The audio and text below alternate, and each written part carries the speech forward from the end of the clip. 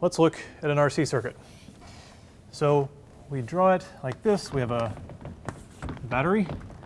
And remember, if we're really going to do a real RC circuit and actually watch its behavior, we'd better put in the switch. So we had a switch here where it had the option of going to charge the battery this way, or to connect to the battery and therefore charge the capacitor. And we have a resistor in series. Or it had the option of switching to this position where it would take the battery out and it would discharge the capacitor through the resistor. So we're going to do it with our 9-volt battery with a 100 microfarad capacitor. So no matter how big a capacitor is, they almost always put it in microfarads. So yes, this is really a 0.1 millifarad capacitor. And the resistor is the venerable 2.2 kilo ohm resistor. So for an RC circuit, what you calculate is RC, the resistance times the capacitance. So here the RC time constant that we've talked about is 0.1 millifarads times 2.2 kilo ohms, so that's 0.22 seconds. So this thing should respond, charge and discharge fairly quickly. If you want to recall what it is we're looking for, we could plot the voltage across the capacitor, which is also proportional to the charge on the capacitor. And let's see, when you start, it'll have no charge on it, it'll have no potential. So when you start, the capacitor acts like just a wire because it's not charged yet. So it'll be at 0 when we close this switch, and then remember it goes up kind of exponentially. And the lifetime, or the RC time constant, is the exponential number. And then when you discharge, you got it all charged up. If you look at the potential across the capacitor, this comes down like that. Again, at the RC time constant in this case. So let's see how we would build that on the proto board. So just like before, we have our high side, we have our low side, we have a couple of jumpers.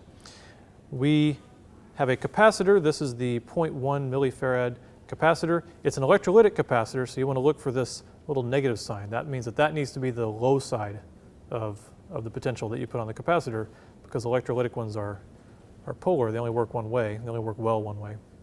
I'm going to put it in the circuit, but I'm not going to connect it to the high side because that's where we're going to have the switch. Okay?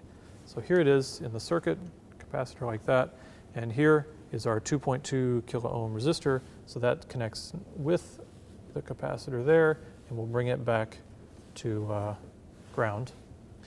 And now for the switch, I'm really going to do it just like it does in the diagram. I'm just going to have a wire. Rather than a real switch, I'm going to put a wire here. The orange wire is my switch. It can either go to the high potential and charge the capacitor, or I can bring it over here to the ground, to the low side of the resistor, and discharge the capacitor. Okay. Now you're going to want to see what happens. So for that, we have our oscilloscope here in normal trigger mode. Let's see, trigger normal.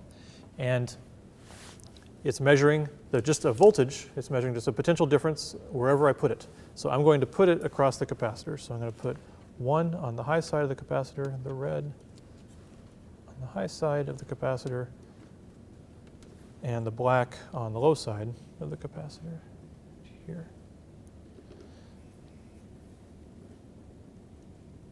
That. Okay, so now we're all ready to go.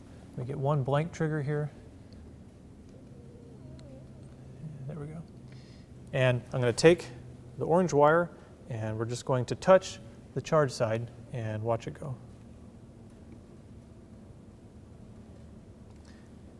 There it is. So that is charging the capacitor. And now we're going to watch the discharge side and watch that potential again. And there it is, discharging the capacitor. We can even check the rate. If you look, you can see it drops 1 over E. That's a ½ second per division. So it's going maybe a little slower than we would have predicted. But again, the resistance values, the capacitance values may not be exactly correct. We can also put the trigger in real-time mode if you want to see it happen in real time. Put it in auto mode. Now we're just watching the signal on this capacitor all the time. So again, now it's 0 because I've discharged it. And if we bring it here, I'll charge it by touching this high side. And there it goes up. And then I'll discharge it by touching it to the low side. and comes back down. That high cycle looked a little funny to me, so let me do it one more time. Go up, there it goes up, charging. So now the capacitor is charged, it has a large potential across it, and now we're going to drain that going down. So RC behaves pretty much as you'd expect.